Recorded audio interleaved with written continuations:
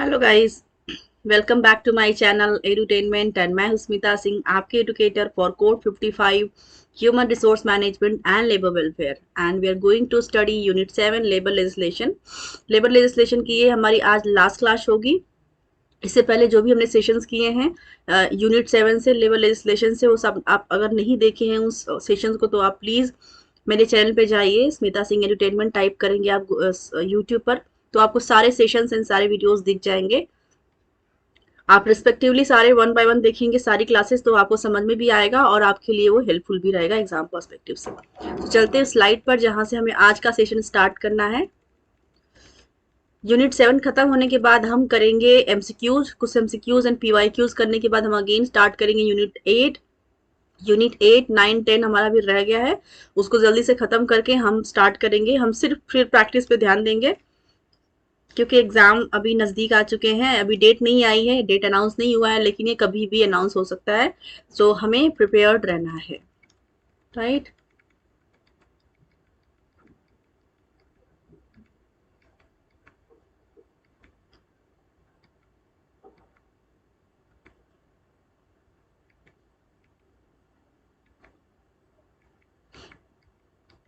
Right, सो हमें आज का ये सेशन स्टार्ट करना है with the topic of prohibition of employment section 4।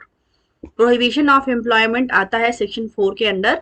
Section 4 provides that, पहला है, no employ shall knowingly employ a woman in any establishment during the 6 weeks immediately following the days of her delivery, miscarriage और medical termination of pregnancy. मतलब क्या कह रहे हैं कि कोई भी एम्प्लॉयर जानबूझकर ऐसी वुमन को एम्प्लॉय नहीं करेगा अगेन अपने एस्टेब्लिशमेंट में, जो कि इमीडिएटली, मतलब डिलीवरी के इमीडिएट 6 वीक्स के बाद ही अगर वो ज्वाइन करता है तो, या कर मतलब सपोज करती है तो, राइट। डिलीवरी के केस में, मिसकैरेज हो गया है उसके केस में, मेडिकल टर्मिनेशन ऑफ प्रेगनेंसी के केस में, इन दीज केसेस वो इमीडिएट 6 वीक्स के अंदर, मतलब 1.5 महीने के अंदर वो ज्वाइन नहीं कर सकती, उसके बाद ही ज्वाइन कर सकती है, राइट। और कोई भी एम्प्लॉयर जानबूझ करके ज्वाइन नहीं करवाएगा।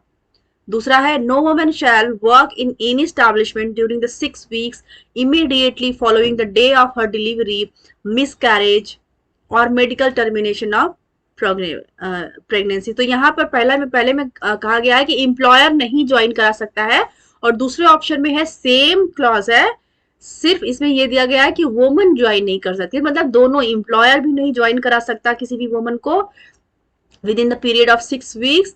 कि क्या क्या केसेस हो सकते हैं, delivery after giving the birth of the baby, miscarriage के केस में, और मेडिकल टर्मिनेशन ऑफ प्रेगनेंसी के केस में।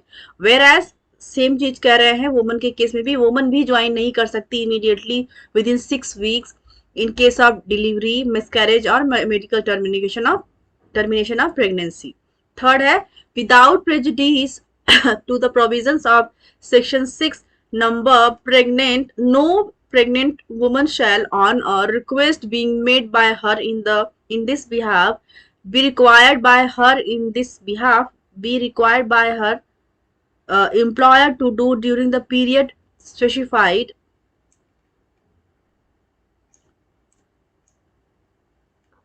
इन सब सेक्शन 4 एनी वर्क। सो क्या कह रहे हैं, without prejudice to the provisions of section 6, section 6 के अंदर विदाउट किसी कंडीशन या विदाउट किसी मतलब अगेंस्ट हुए, किसी उस क्लॉज के अगेंस्ट हुए, बिना, नो प्रेग्नेंट वुमन शैल, कोई भी प्रेग्नेंट औरत, शैल on a request being made by her in this behalf, be required by her in this behalf, be required by her employer to do during the period specified in subsection 4 any work। मतलब कि चाहे वो खुद woman जो कि delivery के बाद, miscarriage के बाद, या फिर मेडिकल टर्मिनेशन के बाद, या तो खुद वो सॉरी या तो वो खुद रिक्वेस्ट करती है एम्प्लॉयर से कि आप मुझे ज्वाइन करा लीजिए विद इन 6 वीक्स, तो उस केस में अंडर द सेक्शन 6 बिल्कुल मना कर दिया जाएगा एम्प्लॉयर के द्वारा।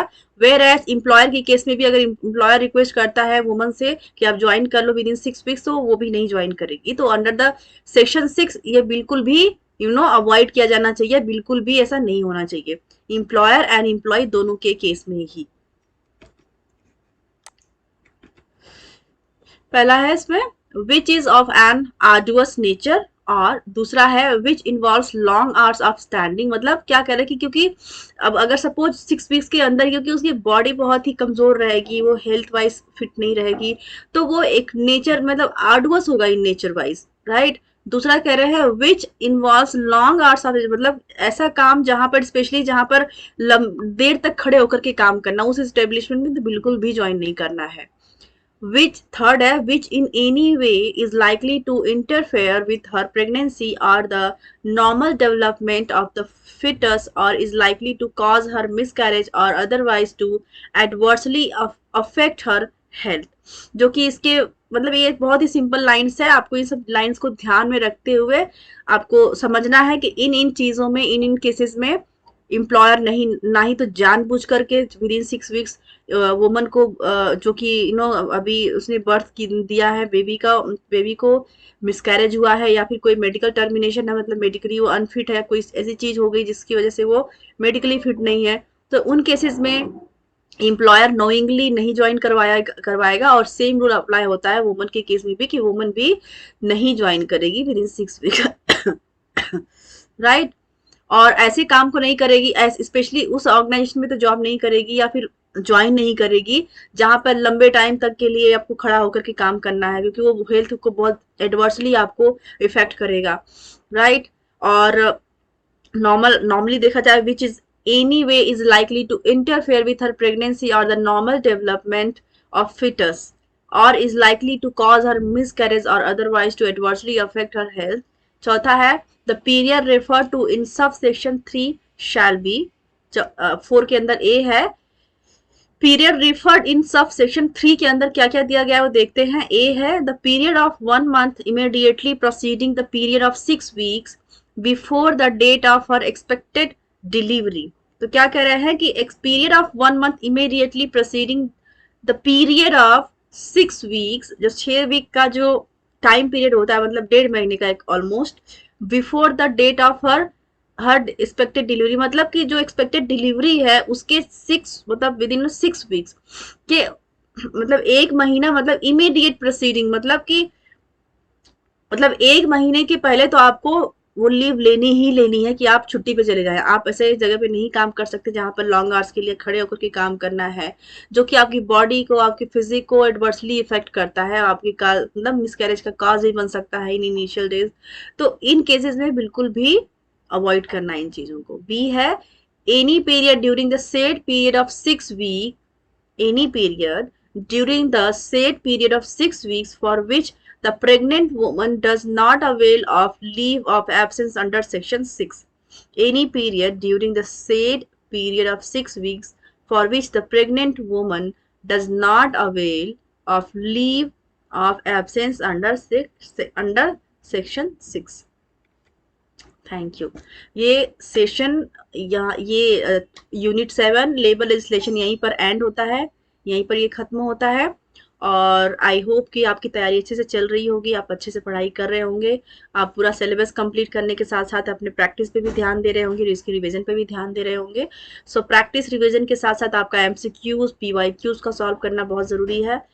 एमसीक्यूज एंड पीवाईक्यूज का सॉल्व करना, उसका प्रैक्टिस करना साथ साथ में ये बहुत ज़रूरी है। तो हम साथ साथ में सारी चीज़ें करेंगे। इसके बाद का जो मेरा नेक्स्ट सेशन होगा वो सेशन होगा एमसीक्यूज एंड पीवाईक्यूज का, राइट। सो तब तक के लिए goodbye and keep watching me. Thank you so much to watching my all sessions and I hope and I wish कि आप जो भी पढ़े मेरे कंटेंट से जो भी मैं सेशंस करवाती हूँ वो आपके लिए हेल्पफुल हो, right. So thanks so much for watching me. Thank you very much.